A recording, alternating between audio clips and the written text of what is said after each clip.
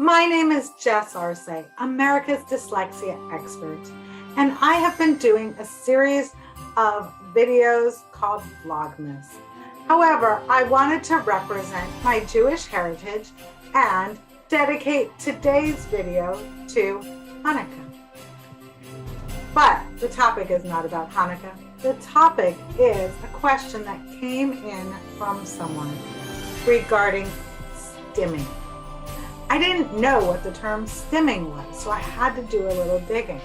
However, I definitely know what stimming is now that I know what the word means.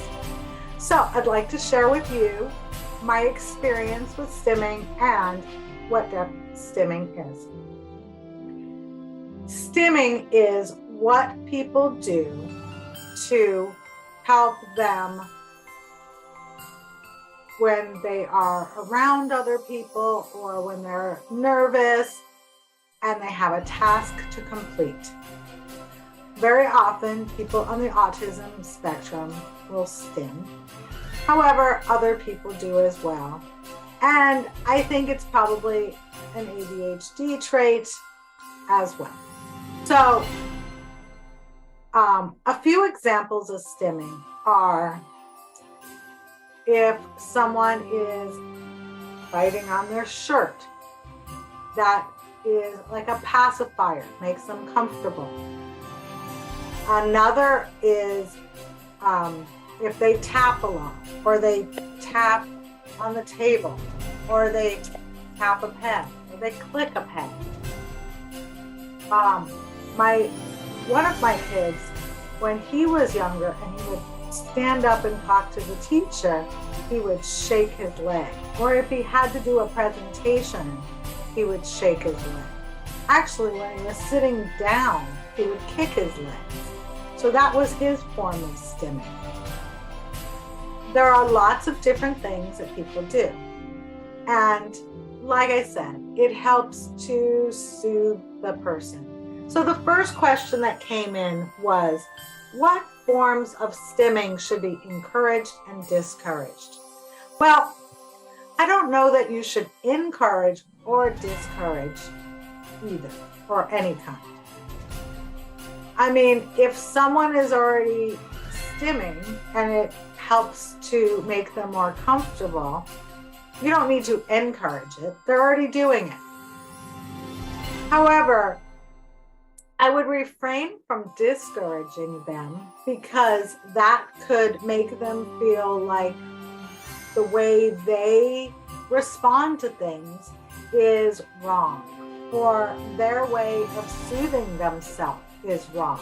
And we don't want to make people feel wrong about things that they naturally do. So unless it's disruptive to other people, like in class, or to a teacher, or I remember being at a lecture once and the guy sitting behind me was going like this, and I turned around and asked him nicely to please stop clicking his pen.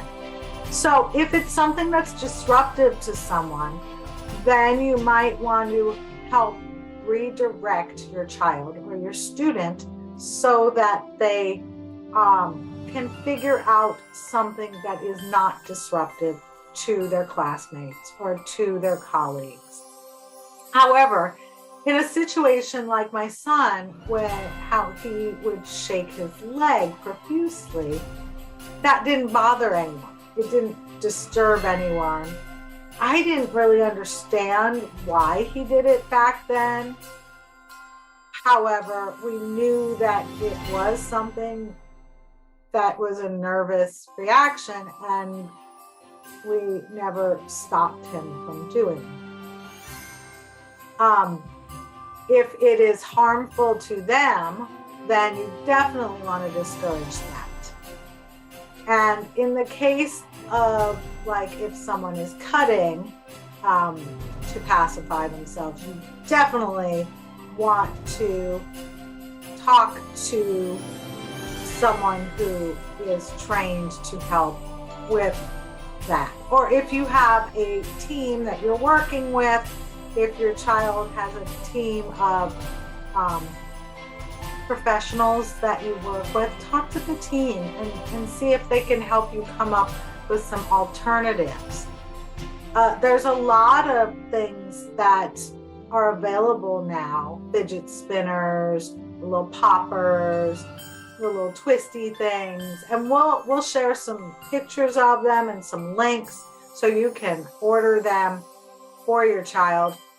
We have a new student who joined us recently, and when I was doing the placement appointment with her, I noticed that she was eating the whole time. She just needed to keep her hands busy.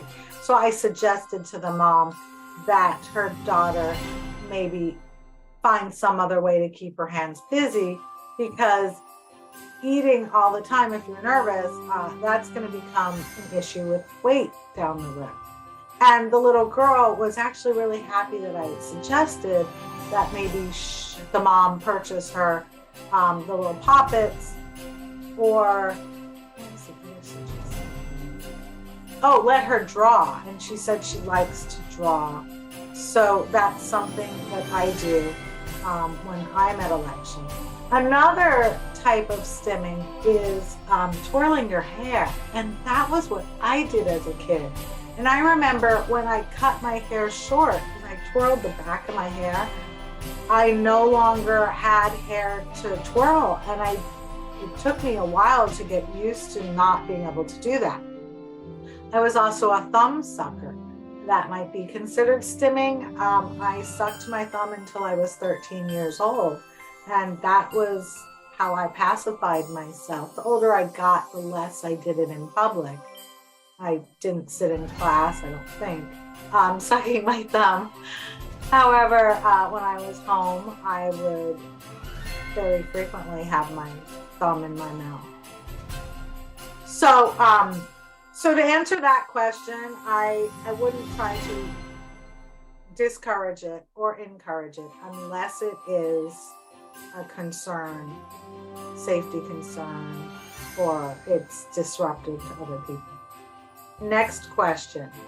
How do you redirect someone, how to bring it up or redirect it, and is there any digital form of it that wouldn't be distracting?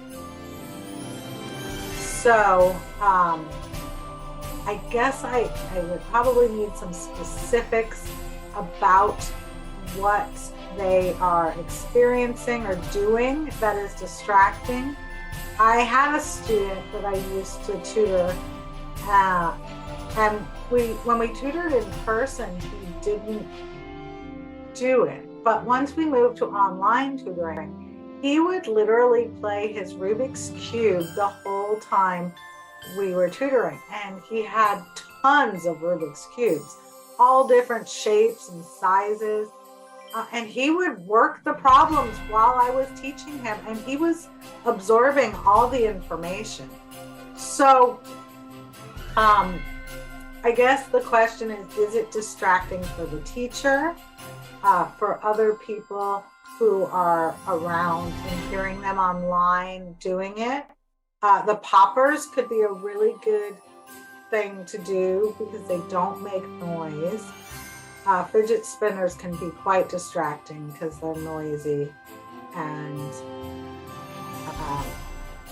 I had a student who used the fidget spinner when we met in person, and that drove me crazy. Other things they could do online is to draw while they're listening. And don't feel like your child is not paying attention just because they need to keep their hands busy. When I was homeschooling my youngest son, he would put his head under the pillow while I was reading to them during history. And I would often wonder if he was learning what I was teaching. But anytime someone would ask him to answer a question about what he was taught, he could always answer the question. So he was obviously grasping the information. He just did it in a different way. And that way was with his head buried under a pillow. I think one of the problems with our society is we expect people to behave a certain way, to fit inside a box. And so sometimes when our child doesn't behave the normal way, we are embarrassed by that. And so, or we're worried for them that they're going to be teased or something like that. And there's a possibility they're going to be teased. I mean, unfortunately, people tease people all the time. It's not just kids. You know, they say, oh, kids are just mean, kids tease. I mean, I have watched lots of adults teasing each other and at each other's expense. That is human nature or American nature. I don't know if all cultures are that way. Maybe not even all American cultures are that way. But nonetheless, people tease.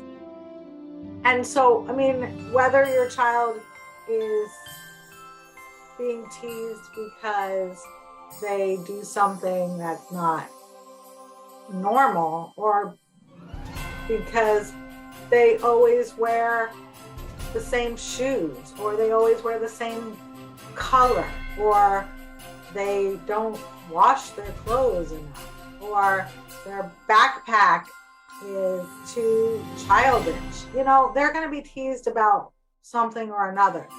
So if your child is not bothered by how other people react, other people will tend to react less because they're not getting a response from that person. And so typically they'll stop teasing if there's not a reaction. So again, if it's not a problem for your child or your student, then I don't think it's something that you need to be concerned with. I don't know if anyone watching has any suggestions that they've used that have worked for them to help with different activities or redirecting if it is distracting, but I'd love for you to share. So comment below, and also if you're watching this on Facebook or Instagram, like the post. If you're watching this on YouTube, subscribe and like it, and so you can see more videos, because the more likes we get, the more social media will show our videos. Thanks.